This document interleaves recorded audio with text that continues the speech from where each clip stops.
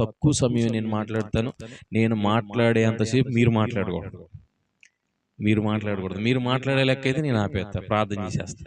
మీరు మాట్లాడకుండా దేవుడు నాతో మాట్లాడుతున్నాననే ఆలోచనతో చాలా జాగ్రత్తగా దేవుని మాటలు వినాలని ప్రేమతో మీకు మనవి చేస్తున్నాను.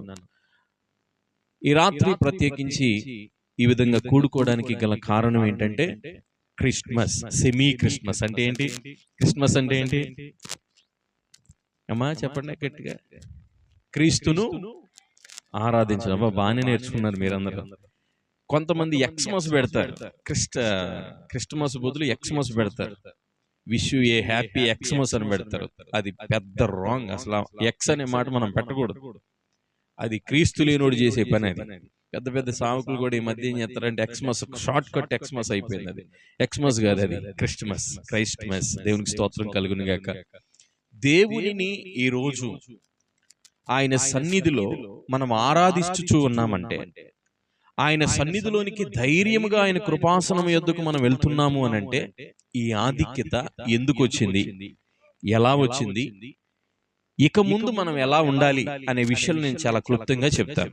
దేవుని వాక్యంలో నుంచి ఒక మాట నేను మేము చూపించి నేను కొంచెం ముందుకు వెళ్తాను. యోహాను సువార్త మొదటి అధ్యాయము 1 వచనం. ఆదియందు వాక్యముండెను, వాక్యము దేవుని యొద్ద ఉండెను, వాక్యము దేవుడై ఉండెను. అందరూ నాతో పాటు ఈ మాట చెప్పండి. ఆదియందు వాక్యముండెను, వాక్యము దేవుని యొద్ద ఉండెను, వాక్యము దేవుడై ఉండెను. ఈ 3 మాటలకి కొంచెం చిన్న ఎక్స్ప్లెయిన్ చేసి నేను ముందుకు వెళ్తాను. ఆదియందు ఏముందని చదువుకున్నాం మనం ఇక్కడ? గట్టిగా చెప్పండి. వాక్యం అంటే ట్రాన్స్లేషన్ బైబిల్లో మనం చూసుకున్నట్లయితే వాక్కు అనుంది. ఆదిలో దేవుడు సమస్తాన్ని దేంతో సృజించాడు? చెప్పండి, కొంచెం మీకు తెలిసిన ఇవన్నీ. ఆదిలో దేవుడు సమస్తాన్ని దేంతో సృజించాడు? మనం ఆదికాండం 1వ అధ్యాయం 1వ వచనం చదువుకుంటే మనకు క్లియర్ గా అర్థమవుతుంది. ఒకసారి చదువుతారా? ఆదికాండము 1వ అధ్యాయము 1వ వచనం. ఆదియందు దేవుడు భూమి ఆకాశములను సృజించెను. ఎలా సృజించాడు? 3వ వచనం. దేవుడు వెలుగు కమ్మని పలుకగా. అంటే ఎలా? ప్రతి దాన్ని సృజించడం వెనకాల ఏముంది? వాక్యం ఉంది. ఆయన మాట మాత్రమే వినపడేది, దేవుడు కనపడేవాడు కాదు. ఆదిలో వాక్యం ఒక్కటే ఉంది, కానీ దేవుడు లేడు. దేవుడు ఎలా ఉన్నాడు? వాక్కు రూపంలో ఉన్నాడు. అయితే వాక్కు రూపం అయినటువంటి దేవుడు ఏం చేశాడంటే, కొంతకాలం కొంతమంది ఎక్కువ తగ్గించేద్దారా, డిలే తగ్గించండి. కొంతకాలం ఏం చేశారంటే, దేవుడు తన ప్రజలతో మాట్లాడడానికి కొంతమంది ప్రవక్తలను, కొంతమంది యాజకులను, దేవునితో కొంచెం అంటే దేవుడు ఏర్పాటు చేసుకున్నటువంటి జనంగా ఉన్న కొంతమందిని దేవుడు ఏర్పాటు చేసుకొని తన ప్రజలైన వారికి దేవుని మాట వినిపించడానికి ఏం చేసేవాడంటే, తన ప్రత్యేకించబడిన జనంలో నుంచి, యాజకులైన వారిలో నుంచి, లేవీలైన వారిలో నుంచి కొంతమందిని ప్రత్యేకించి దేవుడు తన ప్రజలకి వారి ద్వారా మాటను వినిపింప చేసేవాడు. తన స్వరం మాత్రమే వినబడేది. మహిమా స్వరూపుడిగా ఉండేవాడు దేవుడు. అయితే కాలక్రమేణా దేవుడు అన్ని సృజించిన తర్వాత తన మాటతో సమస్తమును సృజించాడు. సమస్తమును సృజించిన తర్వాత సమస్తమును శ్రేష్టకరంగా ఉన్నాయని తలంచిన దేవుడు ఒకటి లోటుగా ఉందని గ్రహించి తన ఒక మంచి పని చేశాడు. ఏంటంటే, మాటతో కాకుండా తన చేతితో మనిషిని మట్టి తీసుకొని తయారు చేశాడు. ఎలా తీసుకొని తయారు చేశాడు? మట్టి తీసుకొని ఏం చేశాడంటే, చక్కటి రూపాన్ని, తన స్వరూపాన్ని చేసుకొని మనిషిని తయారు చేసి ఆ మనిషిలో జీవవాయువును ఊదగా జీవాత్మ ఆయను అని దేవుని లేఖనం సెలవిస్తుంది. దేవునికి స్తోత్రం కలుగును గాక. మనిషి మట్టి 100 సార్లు స్నానం చేయి, 100 సార్లు ఇల్లు రుద్దు, మళ్ళీ ఇంకో గంటకి నీ చేతికి మట్టి రాకపోతే నన్ను అడుగు. అవునా కదా? కొంతమంది రుద్దినట్టే ఉంటారు, సబ్బులు అరిగిపోతున్నాయి, కానీ మనం మాత్రం రంగు మారుతామా? మా చిన్నోడు ఒకడు ఉన్నాడులే, మా తమ్ముడు ఒకడు, చిన్నపిల్లోడు అప్పుడు నల్లగా ఉన్నాడని ఇటుక రాయి పొడి తీసుకొని రుద్దుకున్నాడు. నేను ఎందుకు నల్లగా పుట్టానని. దేన్ని తీసుకొని? ఇటుక రాయి పొడి. నల్లగా పుట్టాడు, అన్నయ్య ఏమో తెల్లగా పుట్టాడు, నేనేమో నల్లగా పుట్టానని ఇటుకరాయి పొడి తీసుకొని రుద్దితే ఇటుకరాయి పొడితో తెల్లబడతాము మనం. దేవుని సృష్టి ఎలా ఉంటే అలానే మన రంగు. మనం ఈ మధ్య సర్జరీలు వచ్చినాయిలే, ప్లాస్టిక్ సర్జరీ వచ్చినాయి. ఆ ప్లాస్టిక్ సర్జరీలు చేసుకున్న వాళ్ళందరూ క్యాన్సర్లు వచ్చి సత్తున్నారు. మొత్తం లిస్ట్ చూసుకోండి మీరు, ఎవడెవడైతే చేయించుకున్నారో మొత్తం వరుస పెట్టి సత్తున్నారు. ప్రియమైన దేవుని బిడ్డలారా, దేవుడు మనకిచ్చిన స్వారూప్యత, దేవుడు మనకిచ్చిన అందం, మనకిచ్చిన సౌందర్యం తన కృపను బట్టి మనకు అనుగ్రహించాడు. గట్టిగా ఒకసారి స్తోత్రం చెప్పండి. జీవాత్మ అయిన తర్వాత మనిషితో దేవుని యొక్క సంబంధం ఎలా ఉందో తెలుసా? మనిషి కూడా జీవాత్మ అయిపోయాడు, మహిమతో నింపబడ్డాడు. మహిమతో నింపబడినటువంటి మనిషి, మహిమతో ఉన్నటువంటి దేవుడు చక్కగా ఏకదాటిగా మాట్లాడుకునేవారు. ఎక్కడ కావాలనుకుంటే అక్కడ, ఎలా కావాలనుకుంటే అలా చక్కగా దేవుని స్వరాన్ని వినేవాళ్ళు, దేవుని స్వరానికి రెస్పాండ్ అయ్యేవాళ్ళు. అయితే సమస్య ఎక్కడొచ్చింది అనంటే, సృజించినటువంటి మానవుడు ఒకే ఒక పురుషుణ్ణి, ఆదామును సృజించిన తర్వాత ఏదో ఆదామును చూడగానే ఏదో లోటని మళ్ళీ అనిపించిందట దేవుడికి అనిపించేసరికి మరలా ఏం చేశాడంటే, పక్కటెముకలో నుంచి ఇంకొకళ్ళని తీశారు. ఎవరు ఆవిడే? అందరికీ తెలుసులే, ఎవరావిడే? అవ్వమ్మని తీసాడు. అవ్వమ్మని తీసి ఇదిగో నీ సాటి అయిన సహకారి అన్నాడు. స్తోత్రం కలుగును గాక. ఆదాము గారికి ఎనలేని సంతోషం కలిగింది, ఎనలేని ఆనందం కలిగింది.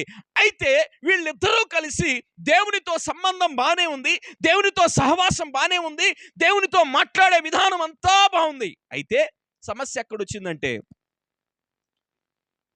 దేవుడు చేత సృజించబడినటువంటి మానవుడు ఎంత బలహీనుడో ఇప్పుడు నేను చెప్పే మాట ద్వారా మీరు అర్థం చేసుకోవాలి. ఆదాము తన జీవిత కాలములో దేవుడు చెప్పిన ప్రతి మాటకు లోబడ్డాడు. కానీ ప్రక్కటెముకలో నుంచి తీయబడిన అవ్వ చేసిన పని ఏంటంటే, దేవుని మాటను నిరాకరించడానికి ముందుకొచ్చేసింది. దాని వలన ఏమైపోయారంటే, మనుషులు దేవుని మహిమతో ఉండవలసిన వాళ్ళు మరలా మట్టిలో కలిసిపోయారు. స్తోత్రం చెప్పండి గట్టిగా.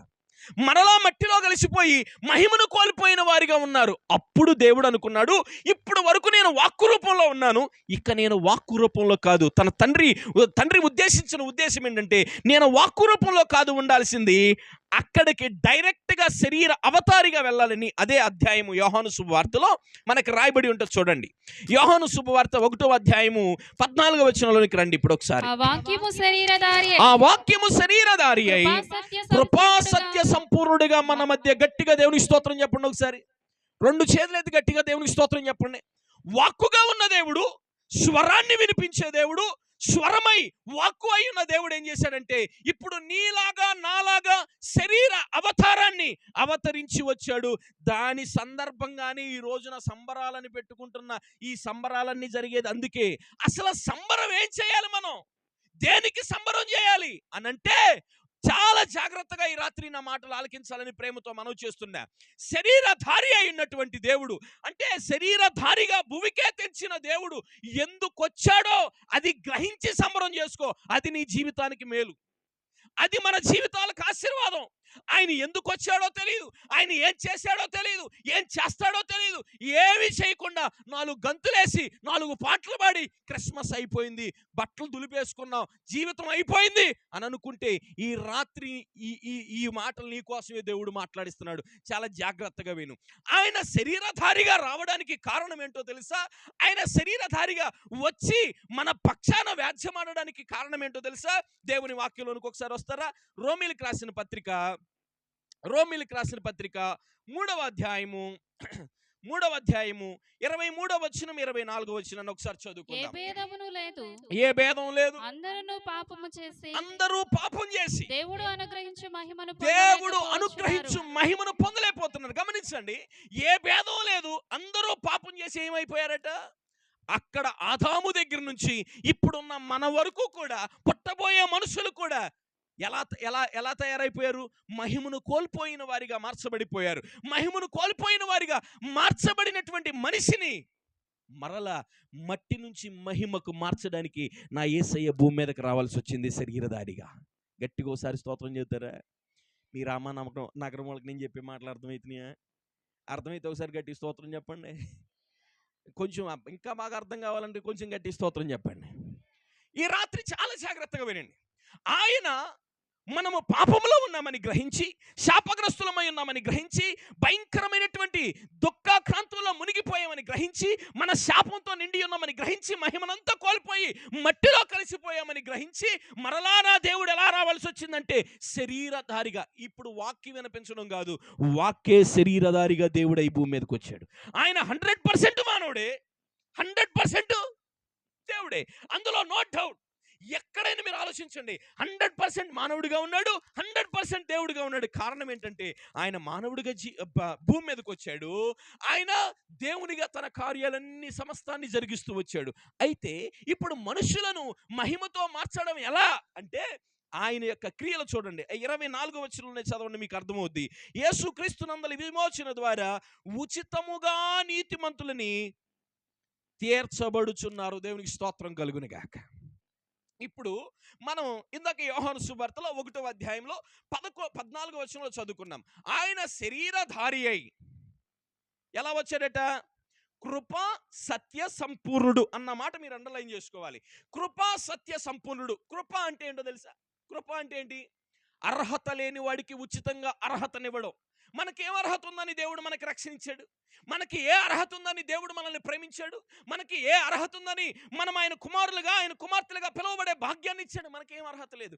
అయినా కానీ అర్హతనిచ్చి ఉచితముగా తన కృప చేత, ఇప్పుడు మనం చదువుకున్నాం చూడండి, ఆయన కృప చేత దేవుడు మనల్ని నీతిమంతులుగా మార్చాడు. గట్టిగా దేవునికి స్తోత్రం చెప్పండి.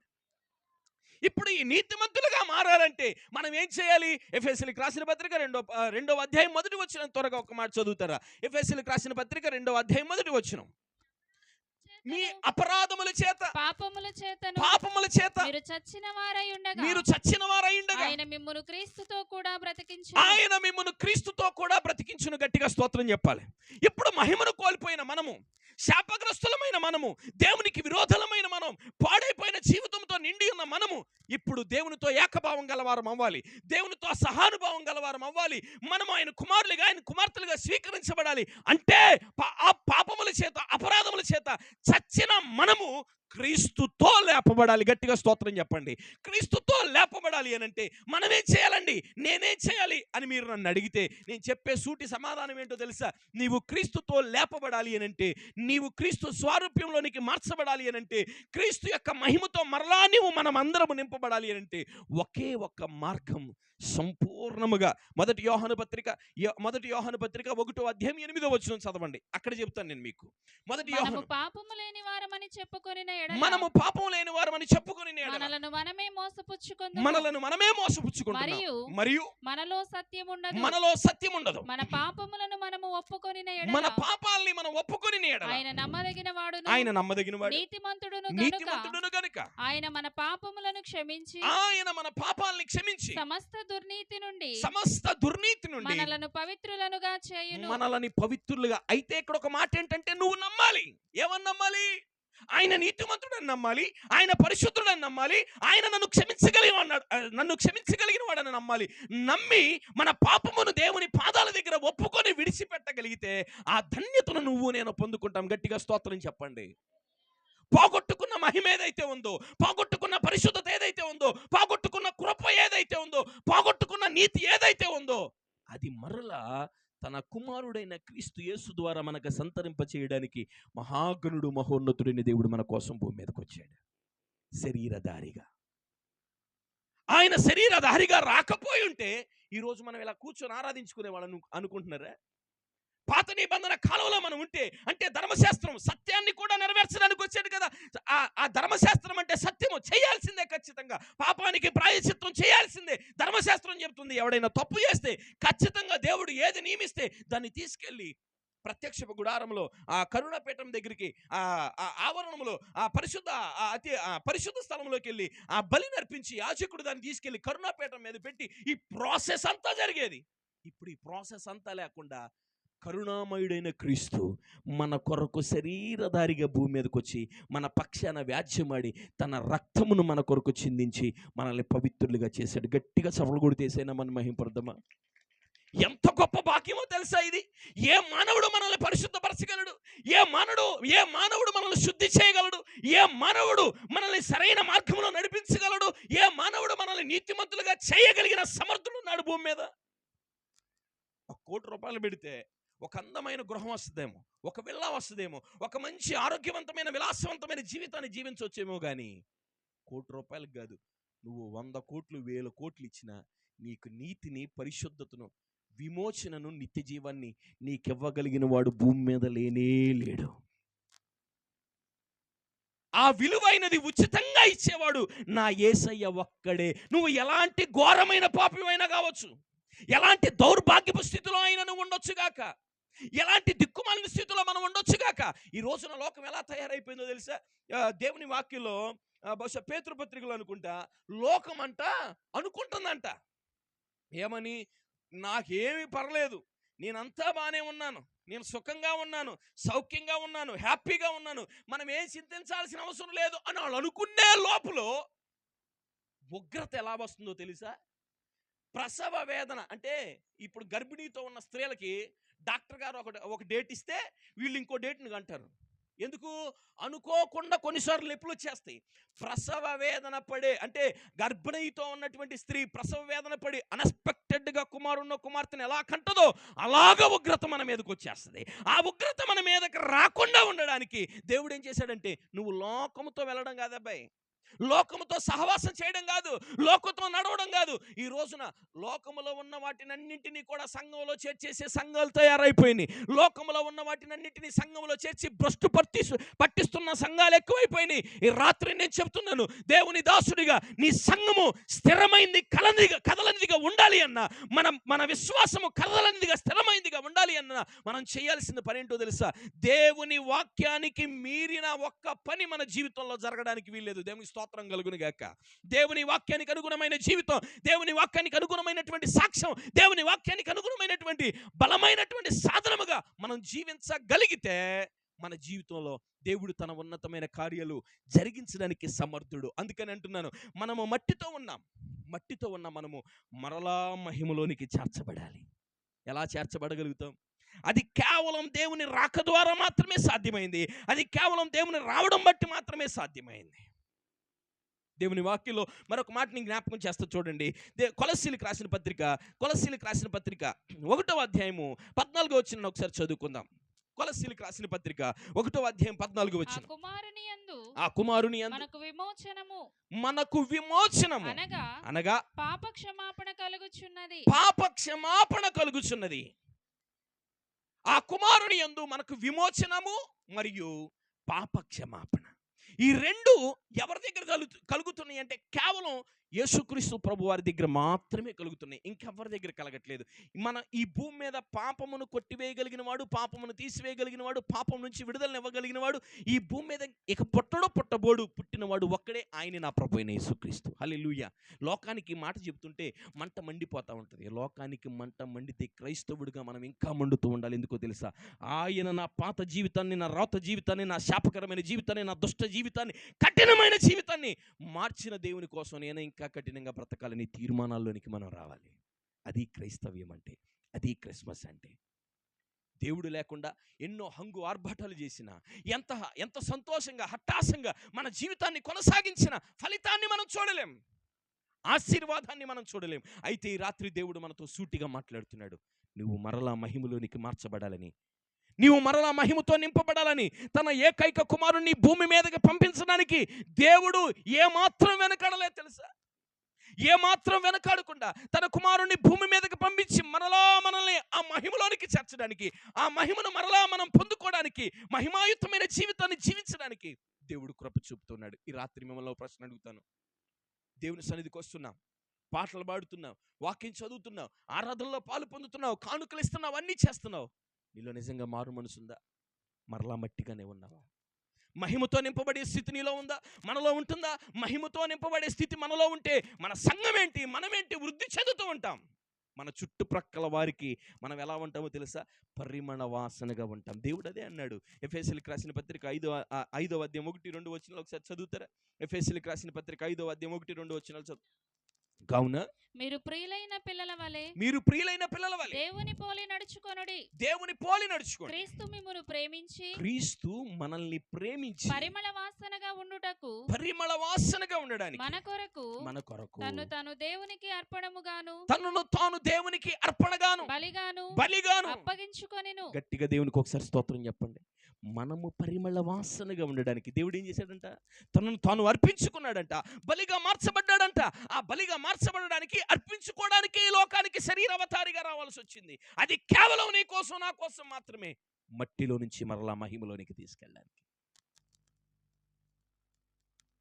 నిజంగా ఇంకా మట్టి జీవితంలో, ఈ శిథిలమైపోయిన జీవితంలో, ఇంకా పాత రోత జీవితంలో బ్రతికి నాశనానికి వెళ్ళిపోవాలని నువ్వు అనుకుంటే నేను అడ్డుపడను. కానీ దేవుడి రాత్రి నీకు ఒక విషయాన్ని తెలియజేస్తున్నాడు. ఆ పాత రోత జీవితాన్ని అంతటిని తీసివేసి మహిమకరమైన జీవితాన్ని జీవించాలనుకుంటే I'm ready to forgive you. దేవుడు నిన్ను క్షమించడానికి, దేవుడు నిన్ను తన కృపలో బాగు చేయడానికి, దేవుడు నిన్ను తన ఉన్నతమైన కృప చేత రక్షించి నీతిమంతుడిగా తీర్చడానికి నా యేసయ్య సిద్ధంగా ఉన్నాడు. నీ పాపాన్ని విడిచిపెట్టడానికి, నీ యొక్క చెత్తను విడిచిపెట్టడానికి నువ్వు సిద్ధంగా ఉన్నావా? నిన్న మొన్న ఒక రెండు రోజుల క్రితం ఒక చిన్న న్యూస్ వచ్చింది. చిన్న పిల్లోడు వాళ్ళ అమ్మ ఫోన్ తీసుకుందని ఏదో ఫ్రీ ఫైర్ గేమ్ ఏదో ఆడుతున్నాడు అటాడు. ఫ్రీ ఫైర్ గేమ్ ఆడుతుంటే వాళ్ళ అమ్మ ఫోన్ లాక్కుందని, లాక్కొని ఫోన్ ఇవ్వట్లేదని ఆ పిల్లోడికి ఏం మూర్ఖత పట్టిందో చూడండి. గొంతు కోసేసాడంట అమ్మదే. తల్లి గొంతు కోసేసాడంట. అంటే ఎలాంటి సమాజంలో మనం ఉన్నాం? ఎంత దుర్మార్గపు సమాజంలో ఉన్నాం? ఇంకో విషయం చెప్తున్నా, మీరు చాలా జాగ్రత్తగానండి.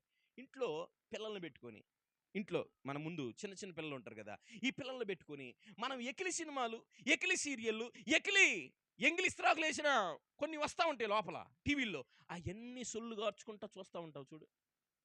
నీ జీవితాన్ని నువ్వే నాశనం చేసుకుంటున్నావు. మన జీవితాల్ని, మన పిల్లల జీవితాల్ని మనమే నాశనం చేస్తున్నాం. ఈ రాత్రి దేవుడు అదే మాట్లాడుతున్నాడు. మనుషులను పట్టి పీడిస్తున్నాడు. ఇప్పుడు ఈ ఫోన్ చేతులకు వచ్చిన కాడ నుంచి తల్లి జాడ పిల్లకు లేక, పిల్ల జాడ తల్లికి. చెప్పండి, వచ్చిగా మీకు పాట. మంచి పాటగాళ్ళు ఉన్నారు మీలో, ఎత్తుకోండి. ఈ ఫోనే భార్య, ఫోనే అమ్మ, ఫోనే నాన్న, ఫోనే చెల్లి, ఫోనే అక్క, ఫోనే పిల్లలు కూడా. ఈ ఫోన్ లేకుండా మనుషులు లేకుండా ఉంటున్నారు, కానీ ఫోన్ లేకుండా ఉంటున్నారా? నీ జీవితం ఎలా ఒకలా నాశనం చేయాలని సాతానుగాడు ఏదో ఒక పన్నాగాన్ని పన్నుతూనే ఉన్నాడు. ఈ రాత్రి దాన్ని నువ్వు గుర్తించి, ప్రభువా నన్ను క్షమించు, నీ ఎదుట నేను నిర్దోషిగా కనబడాలి, నీతిమంతుడిగా కనబడాలి. నా జీవితాన్ని నీ చేతులు పెడుతున్నానయ్యా. నా జీవితం వ్యర్థత అంటుకుపోయిందయ్యా, నా జీవితంలో దౌర్భాగ్యత అంటుకుపోయింది, నన్ను మన్నించని ఈ రాత్రి దేవుణ్ణి అడిగే సమయంలో మనం అన్నాం. అందుకే ఆయన శరీరధారిగా రావాల్సి వచ్చింది. మొదటిగా మట్టితో ఉన్న మనల్ని మహిమగా మార్చి నీతిమంతులుగా తీర్చడానికి నా యేసయ్య భూమి మీదకి వచ్చాడు. రెండవదిగా దేవుని వాక్యంలో నుంచి హెబ్రీయులకు రాసిన పత్రిక 2వ అధ్యాయము 14వ వచనాన్ని 15వ వచనాన్ని కలిపి ఉంటాయి. ఆ 2 వచనాలు ఒకసారి చదువుకుందాం. కాబట్టి ఆ పిల్లలు రక్త మాంసములు గలవారైనందున ఆ ప్రకారమే మరణము యొక్క బలము గలవానిని అనగా అపవాదిని మరణము ద్వారా నశింప చేయుటకును జీవిత కాలమంతయు మరణ భయము చేత దాస్యముకు లోబడిన వారిని విడిపించుటకును ఆయన కూడా రక్త మాంసములలో పాలివాడయ్యాడు. గట్టిగా దేవునికి స్తోత్రం చెబుదామా? ఆయన శరీరధారిగా రావడమే కాకుండా మనతో పాటు మనం ఏ రక్త మాంసాలను అయితే కలిగి ఉన్నామో ఆయన కూడా ఆ రక్త మాంసాలను కలిగి ఉన్నాడు. కారణం ఏంటి అని అంటే, మరణ భయం అనే దాస్యము కింద మనం నలిగిపోతున్నామని, ఆ మరణ భయం అనే దాస్యము కింద నుంచి మనల్ని విడిపించడానికి. దేవునికి గట్టిగా స్తోత్రం చెప్తారు ఒకసారి. మరణ భయం అనే దాస్యము కింద నుంచి మనల్ని బయటకు లాగడానికి అపవాది చేత మనము ఆ భయానికి గురవుతున్నామని గ్రహించిన దేవుడు ఏం చేశాడు తెలుసా? అపవాది కోరలను విరిచి ఒకటే మాట అన్నాడు, మరణమా. ఏమన్నాడు? మరణమా నీ ముల్లెక్కడా, మరణమా నీ విజయం ఎక్కడ? ఆ శాసనము చేయగలిగిన వాడు నజరేయుడైన యేసుక్రీస్తు తప్ప ఈ భూమి మీద ఎవడు లేడు. ఈ భూమి మీద ఎవడు లేడు, ఇక రాడు, ఉండబోడు కూడా. స్తోత్రం చెప్పండి గట్టిగా. హల్లెలూయా. నీరసం వచ్చేసిందే? గట్టిగా నీరసం వచ్చేసిందమ్మా. ఇంకేమంటావు లాయ్ గారు అనుకుంటున్నారా? ఇంకొక 10 నిమిషాలే, ఎక్కువసేపు మిమ్మల్ని ఇసుకిచ్చును. మరణమనే భయం అనే దాస్యం కింద మనం ఏమైపోయామంటే నలిగిపోతున్నాం. ఈ రోజున ప్రతి మనిషి దేనికైనా భయపడడో కానీ డాక్టర్ గారు గబుక్కున చచ్చిపోతాడో బతుకుతాడో మాకు తెలియదు అని అంటే గుండెల్లో రైలు పరిగెడతాయి ఒక్కొక్కడికి. అవునా కదా? బ్రతుకుతావో చచ్చిపోతాడో మాకు తెలియదు అని సంతకాలు పెడితే ఆపరేషన్లు చేసేటప్పుడు ఏదో ఒక హాస్పిటల్ పని మీద వెళ్ళినప్పుడు ఆ సంతకం చేసేటప్పుడు ఏంటో గుండెల్లో తెలియని భయం. నేను ఒక మాట చెప్పనా, యేసుక్రీస్తు ప్రభు వారు శరీరధారిగా ఈ భూమి మీదకి వచ్చేటప్పుడు చనిపోతాడని తెలిసే భూమి మీదకి వచ్చాడు. చనిపోతాను అని తెలిసే భూమి మీదకి వచ్చాడు. తండ్రి సమస్తమును ఆయనకి తెలియచేసే భూమి మీదకి పంపించాడు. అయినా కానీ మరణానికి భయపడ్డా? చాలామంది ఇదిగో ఇది బైబిల్ అనుకో, మనోళ్ళు అంటే ఆడవాళ్ళు అయితే గబుక్కున్నట్టు సంకలో పెట్టుకుని వస్తారు, కానీ మన మగవాళ్ళు ఏం చేస్తారు అనుకుంటున్నారు? ఇట్ట వెనక పెట్టి ఎట్టు వస్తారు ప్రార్థనకి. కారణం ఏంటనుకుంటున్నారు? మనల్ని చూసి ఎవరైనా ఏదైనా అనుకుంటారేమో అని. స్తోత్రం కలుగును గాక. బైబిల్ మన వెనకాల కాదు ఉండాల్సింది, మన నెత్తి మీద ఉండాలి. స్తోత్రం కలుగును గాక. ఇది మన జీవం, ఇది మనల్ని బ్రతికించేది, ఇది మన జీవితాలను వెలిగించేది. అందుకని కీర్తనకారుడు 119వ కీర్తన 51వ వచనంలో నీ వాక్యమే నన్ను బ్రతికించేది, నా బాధల్లో అది నాకు. గట్టిగా స్తోత్రం చెప్పండి ఒకసారి. ఈ రాత్రి దేవుడు అంటున్నాడు, మరణమనే భయం చేత కుమిలిపోతున్నామేమో, మరణమనే దాస్యం కింద నలిగిపోతున్నామేమో. ఏం జరిగిద్దో, ఏమైపోద్దో, ఎట్నుంచి ఏ సమస్య వస్తుందో, ఈ రోగం వల్ల నేనేమైపోతానో, ఈ అప్పుల వల్ల నేనేమైపోతానో, ఈ భయంకరమైన శాపం వల్ల నేనేమైపోతానో, దిగులు విచారం నిన్ను వేధిస్తున్నాయేమో. ఈ రాత్రి దేవుడితో మాట్లాడుతున్నాడు, నీలాగా రక్త మాంసములు గలవాడిగా నా యేసయ్య నీకోసమేగా మార్చబడింది. ఆ మరణమనే దాస్యం నుంచి నిన్ను విడిపించడానికేగా నా యేసయ్య మార్చబడింది. ఈ రాత్రి దేవుడు అంటున్నాడు, నీ చింత యావత్తును ఆయన మీద. యెషయా గ్రంథంలో ఓ శ్రేష్టమైన మాట రాయబడి ఉంటే చదువుతారా? 25వ అధ్యాయం 8వ వచనం చదువుతారా ఒకసారి? యెషయా గ్రంథం 25వ అధ్యాయం 8వ వచనం చదువుతారా? మరెన్నడూ ఉండకుండా మరణమును ఆయన మృంగివేయును. గట్టిగా ఆ మాట అండర్లైన్ చేసుకోండి. మరెన్నడూ ఉండకుండా మరణమును ఆయన మృంగివేస్తాడట. ప్రభువైన యెహోవా ప్రతివాని ముఖము మీద బాష్ప బిందువులను తుడిచివేయును, భూమి మీద తన చెనుల నిందను తీసివేయును. ఇలాగు జరుగునని యెహోవా సెలవిచ్చి. ఒకసారి గట్టిగా సంతోషంగా చప్పట్లు కొడతారా? కొంచెం గట్టిగా కొట్టండిలే, నిద్ర యేసునామంలో పోను గాక. కొంచెం గట్టిగా హల్లెలూయా. ఆయన ఒక శ్రేష్టమైన మాట మాట్లాడుతున్నాడు. ఏంటంటే, మరెన్నడూ ఉండకుండా మరణమును ఏం చేస్తాడంటే ఆయన. ఎంత ధైర్యం తెలుసా? మరణానికే వణుకు పుట్టించాడు నా యేసయ్య. అందుకని అంటున్నాడు, మరణ భయం చేత పీడించబడుతూ ఉంటే, మరణ భయమును కలిగించే వేదనలు ఈ జీవితంలో ఏమున్నాయో నాకు తెలియదు. ఏ పరిస్థితి చేత దుఃఖంతో నలిగిపోతున్నావో నాకు తెలియదు. ఏ పరిస్థితి చేత నలిగిపోతున్నావో నాకు తెలియదు. ఎలాంటి పరిస్థితులు నిన్ను కుమిలి వేస్తున్నాయో నాకు తెలియదు. నీ ఇంటి వారి ద్వారా, నీ పగవారి ద్వారా, నీ తోటి వారి ద్వారా, నీ బంధువుల ద్వారా ఎటు నుంచి నువ్వు నలిగిపోతున్నావో నాకు తెలియదు. నువ్వు యేసయ్య వైపు నువ్వు చూసి, ప్రభువా నీ కాడి నేను మోస్తాను, నీ చేతి క్రింద నేను బ్రతుకుతాను అని ఒక్క మాటని యేసయ్యతో చెప్పగలిగితే, నీ కోసం భూమి మీదకే శరీరధారిగా వచ్చిన యేసయ్య నిన్ను వదిలిపెడతాడని ఏమాత్రం అనుకోవద్దు. ఆయన నీ ప్రతి బాష్ప బిందువును తుడిచివేసి ఏం చేస్తాడట? మన ప్రతి బాష్ప బిందును దేవుడు తుడిచివేసి మన ముఖం మీద ఏముంచాడంట? ఆయన నింద, మన మీద ఉన్న నింద ఏదైతే ఉందో దానిని తీసివేస్తాడట. స్తోత్రం కలుగును గాక. మనం చాలామంది క్రైస్తవ్యం అని అంటే ఏమనుకుంటారంటే, కులం తక్కువ వాళ్ళ మతమనో, కులం తక్కువ వాళ్ళ ప్రార్థనలను అనుకుంటాం. నేను ఒక మాట చెప్పనా, ఇది కులానికి సంబంధించింది కాదు, మతానికి సంబంధించింది కాదు, జీవితానికి సంబంధించింది క్రైస్తవ్యం. స్తోత్రం కలుగును గాక. మన జీవితాలు వెలిగించబడుతున్నాయంటే, మన జీవితాలు దేవుని రక్తం చేత కడగబడుతున్నాయంటే, మన జీవితాల్లో కష్టాల్లో సుఖాల్లో దేవుని వైపు చూడగలుగుతున్నామంటే అది కేవలం క్రీస్తుని బట్టి మాత్రమే. స్తోత్రం కలుగును గాక. 24 సంవత్సరాల యవనస్తుడు ఆస్ట్రేలియా దేశం నుండి బయలుదేరి నరమాంస భక్షకుల దగ్గరికి సువార్త ప్రకటించడానికి పెళ్లి కూడా చేసుకోకుండా తల్లిదండ్రుల్ని అందరిని విడిచిపెట్టి మంచి చదువుడు, మంచి చదువుకొని జాబ్ కూడా వచ్చిందంట. దేవుడు నన్ను పిలుచుకున్నాడమ్మా, దేవుడు నన్ను పిలుచుకున్నాడు నాన్న, నేను సువార్త ప్రకటించడానికి ఆ నరమాంస భక్షకుల దగ్గరికి దీవుల్లో ఉన్నారు, వాళ్ళ దగ్గరికి నేను వెళ్ళాలని ప్రేరేపించబడి ప్రార్థన చేసుకుని బయలుదేరాడు. వాడలో ఇంచుమించుగా 4-5 రోజులు. రీసెంట్గా పేపర్లో కూడా వచ్చింది, మీరు చదివితే మీకు అర్థమవుతుంది. ఇంచుమించు 2 సంవత్సరాల బ్యాక్ సైడ్ జరిగింది ఇది. సువార్త ప్రకటించాలి, నశించిపోతున్నారు, భారంతో ఒక మిషనరీగా నేను వెళ్ళాలి అని ఉద్దేశంతో ఏం చేశాడు తెలుసా? మరణానికి తెగించేశాడు. ఒక బ్యాగ్ వేసుకున్నాడు, బట్టలు జరుపుకున్నాడు, ప్రార్థన చేసుకున్నాడు, బయలుదేరి సువార్త ప్రకటించడానికి వాళ్ళున్న ప్రదేశానికి అల్లంత దూరాన ఆగి 2 చేతులు ఎత్తి ప్రార్థన చేస్తున్నాడు. ప్రభువా, ప్రాంతానికి వచ్చేసానయ్యా, ఈ ప్రాంతంలో అందరూ నీ ప్రేమ ఏంటో తెలీదు, మనుషుల్ని తినేస్తున్నారయ్యా, మనుషుల్ని మిరింగేస్తున్నారు నాయన, వీళ్ళకి నీ సువార్త చెప్పి చచ్చిపోవాలయ్యా. ఒకవేళ చచ్చిపోతే ఆ నరమాంస భక్షకులు నా మీద కన్నేసి నా కాల్లో, నా చేతిలో, నాకున్న నా అవయవాలు ఏవి తినేసిన ప్రతి ఒక్కడు మారు మనసు పొంది బాప్తీసం తీసుకోవాలయ్యా అని ప్రార్థన చేసుకొని మెల్లగా ప్రాంతం మధ్యలోనికి వెళ్ళాడు. అరే అనుకుంటున్నారు వాళ్ళందరూ, అరే ఈరోజు మనకు కొత్త పార్టీ వచ్చిందిరా, ఈరోజు మనం హ్యాపీరా, మనకు ఒక్కొక్కడికి లెగ్ పీస్ దొరికిందిరా అని అనుకుంటున్నారు మనిషిని చూసి. అలానే ధైర్యంతో నిలబడ్డాడు, లోక రక్షకుని గురించి ప్రకటిస్తున్నాడు, దేవుని సువార్తను వ్యాపింపజేస్తున్నాడు, దేవుని సువార్తను గట్టిగా ప్రకటిస్తున్నాడు. ఎంత గట్టిగా అంటే ప్రాణం పోయేంత గట్టిగా ప్రకటిస్తున్నాడు. చూసి వాళ్ళు ఏం చేశారు తెలుసా?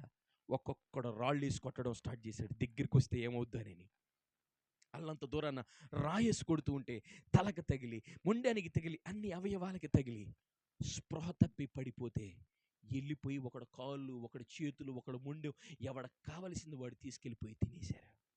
24 సంవత్సరాల కుర్రోడు, 24 సంవత్సరాల కుర్రోడు. ఎంత సమర్పణ ఉంటే 24 సంవత్సరాల్లో కుర్రోళ్ళు ఏముంటాయి చెప్పండి? ఎంత ఉర్రొత్తలు ఉగిపోతాడు, ఎంత ఉడుకుతూ ఉంటుంది రక్తం, ఎంజాయ్ చేయాలనే ఆశ చెలరేగుతూ ఉంటుంది. ఆడు మనలాంటి మనిషిలేగా, ఆయన కూడా మనలాంటి మనిషే కదా. మనలాంటి మనిషి అయినప్పటికీ దేవుని కోసం తాపత్రయం చూడండి, దేవుని కోసం ప్రయాస చూడండి. ఈ రోజున యవనస్తులు చూస్తుంటే ఎక్కడ చూసినా జంటలే కనపడుతున్నాయి, ఎక్కడ చూసినా పాడైపోతున్నారు, ఎక్కడ చూసినా డ్రగ్స్కి, గంజాయిలకి, దుర్మార్గపు పనుల్లో ఈ పనికిమాలినోళ్ళే కనపడుతున్నారు. కొన్నిసార్లు గుండెలు బాదుకోవాలనిపిస్తుంది తెలుసా? ఎక్కడ చూసినా తల్లిదండ్రులకు అవిధేయులుగా వీళ్ళే కనపడుతున్నారు.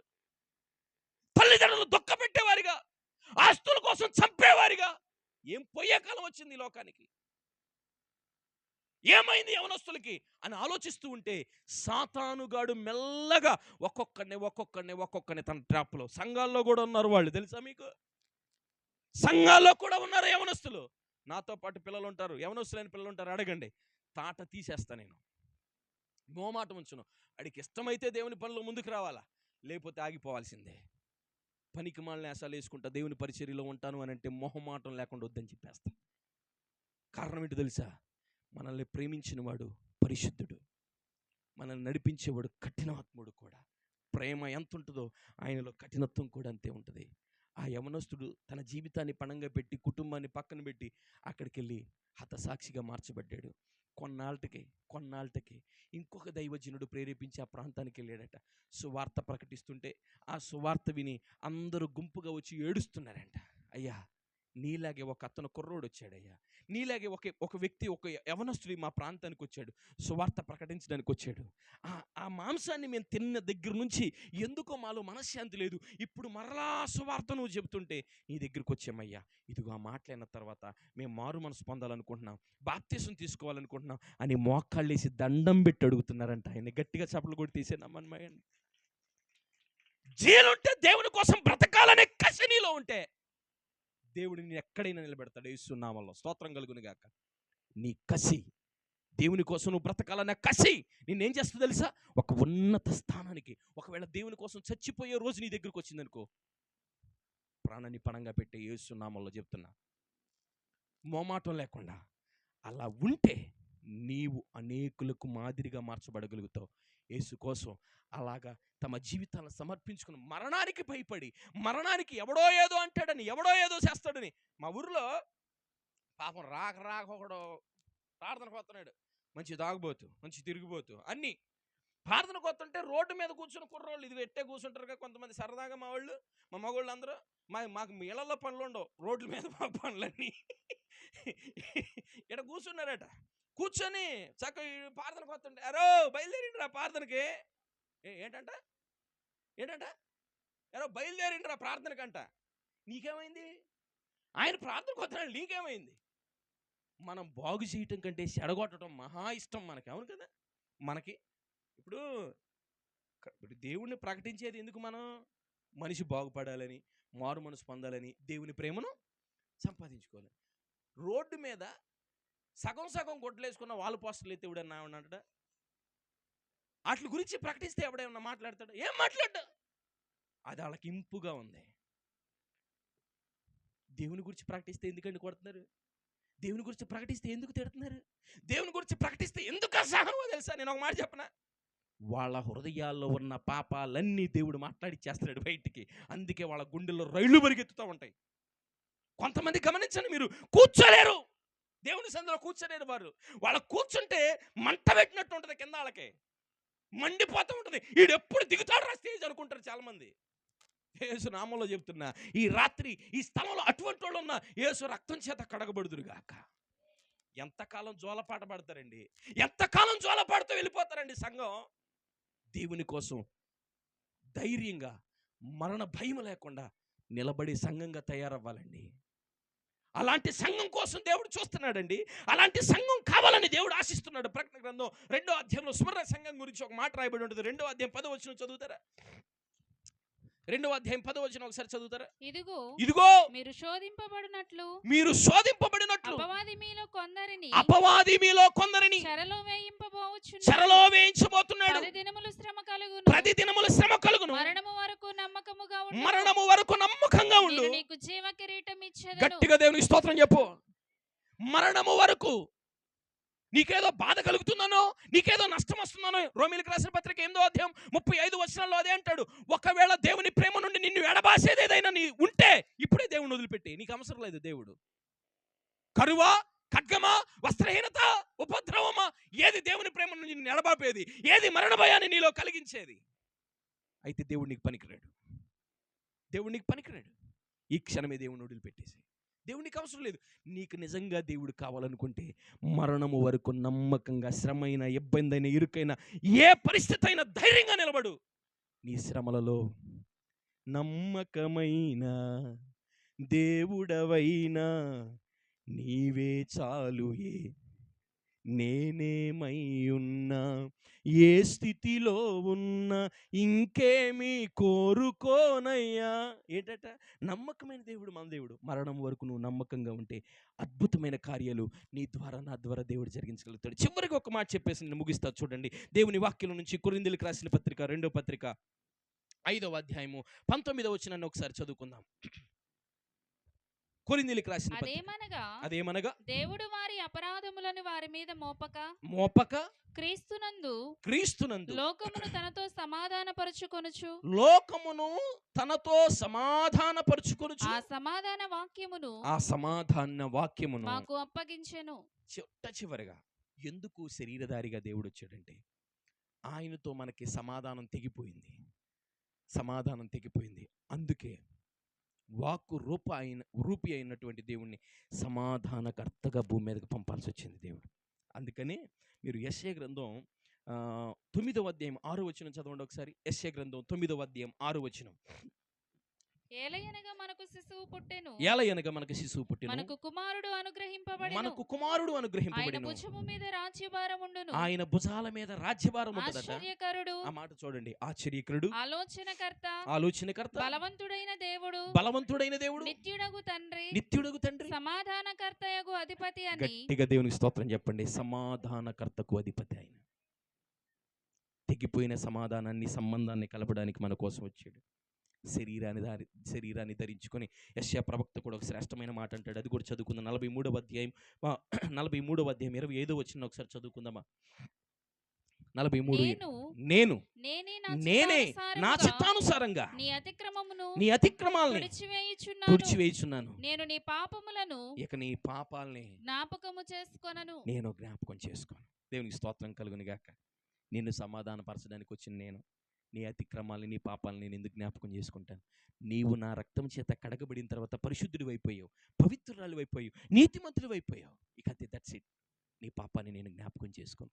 ఒకవేళ ఇంకా ఏదైనా ఉంటే, సమాధానం తెగిపోయే పరిస్థితులు ఏదైనా ఉంటే, అదే యెషయా గ్రంథం 1వ అధ్యాయము ఇంచుమించు 13, 14 వచనాలు ఒకసారి చదువుతారా?